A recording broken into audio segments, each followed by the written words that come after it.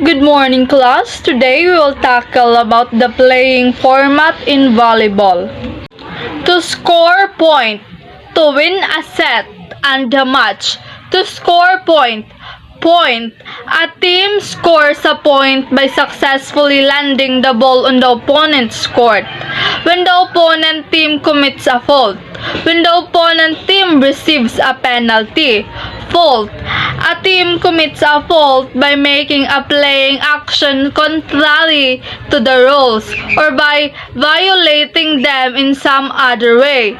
The referee judges the faults and determine the consequences according to the rules.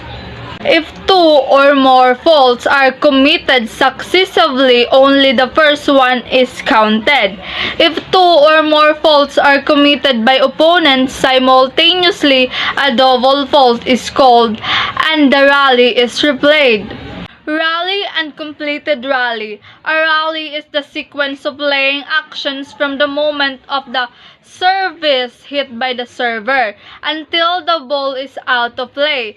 A completed rally is the sequence of playing action which results in the award of a point. This includes the award of a penalty, loss of the service for service hit made after the time limit. If the serving team wins a rally, it scores a point and continues to serve. If the serving team wins a rally, it scores a point and it must serve next. To win a set except the deciding fifth set, is won by the team which first scores 25 points with a minimum lead of 2 points.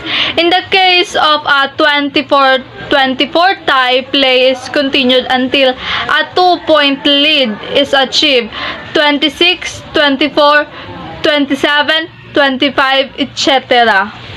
To win the match is won by the team that wins 3 sets. In the case of a 2-2 tie, the deciding 5th set is played to 15 points with a minimum lead of 2 points. Default and incomplete team.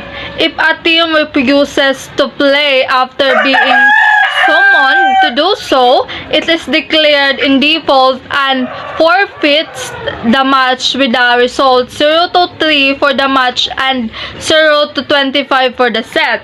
A team that without justifiable reason does not appear on the playing court on times is declared in default with the same result as in Rule 6.4.1. A team that is declared incomplete for the set or for the match loses the set or the match.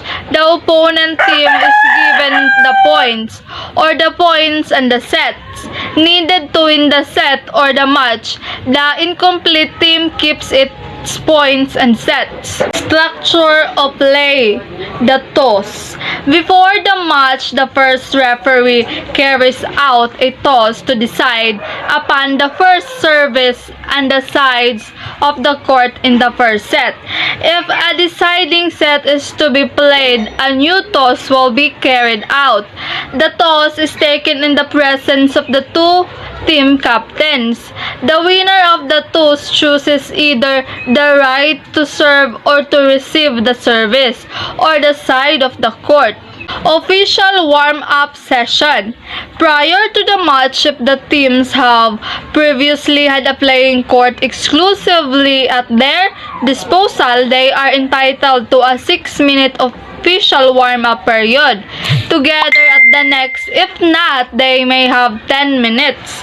If either captain requests separate official warm-ups of the net, the teams are allowed 3 minutes or 5 minutes each. If the case of consecutive official warm-ups, the team that has the first service takes the first turn at the net. Team starting lineup. There must always be a 6 players per team in play. The team starting lineup indicates the rational order of the players on the court. This order must be maintained throughout the set.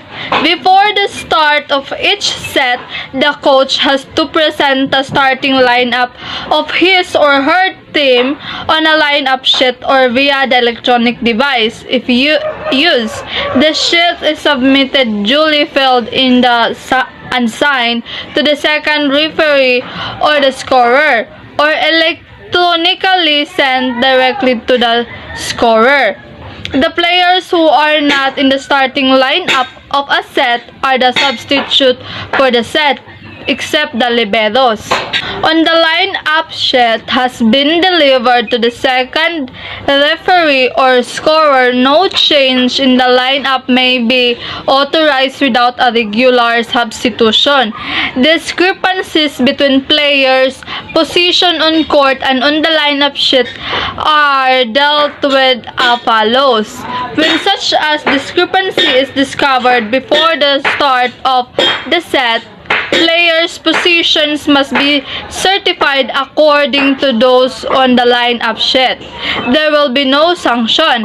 When before the start of the set, any player on court is found not to be registered on the lineup sheet for the set, this player must be changed to conform the lineup sheet. There will be no sanctions. The rational order of the faulty team must be rectified.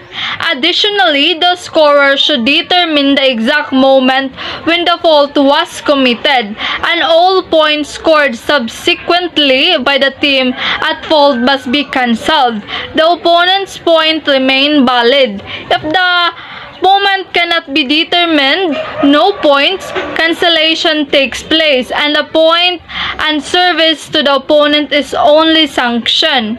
However, if the coach wishes to keep such non-recorded players on the court, he or she has to request regular substitution by use of the corresponding signals, which will then be recorded on the score sheet.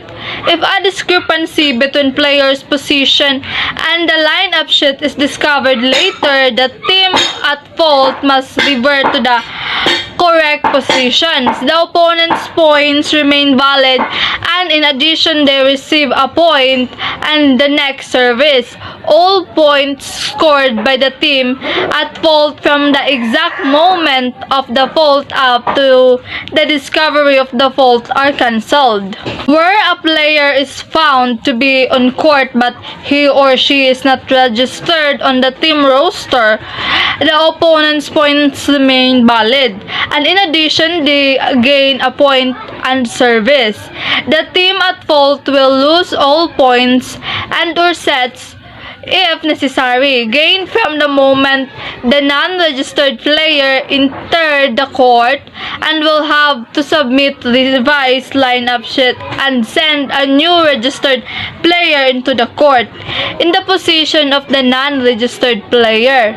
Positions. At the moment the ball is hit by the server, each team must be positioned within its own court in the rational order except the server. The position of the players are numbered as follows. The three players along the net are front row players and occupy position 4 front to left, 3 front center, and 2 front right.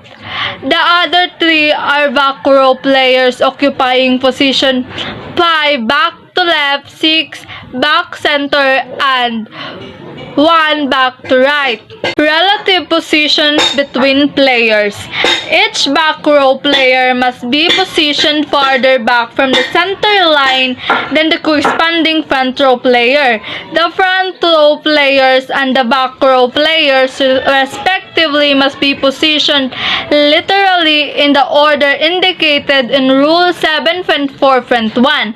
The positions of players are determined and controlled according to the position of their feet contacting the ground as follows. Each front row player must have at least a part of his or her foot closer to the center line than the feet of the corresponding back back row player. Each right-left side player must have at least a part of his or her foot closer to the right-left sideline than the feet of the center player in that row. After the service hit, the player may move around and occupy any position on their court and at the free zone. If the service becomes faulty after the service hit, it is the positional fault that will be counted. A positional fault leads to the following consequences.